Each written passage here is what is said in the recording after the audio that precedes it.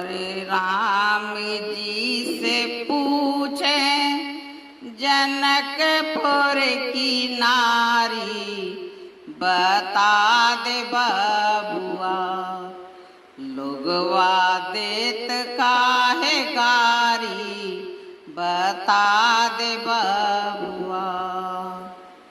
राम जी से पूछे जनकपुर की नारी, बता दे बबुआ लोगवा देत काहे गारी, बता दे बबुआ लोगवा देत काहे गारी, बता दे बबुआ।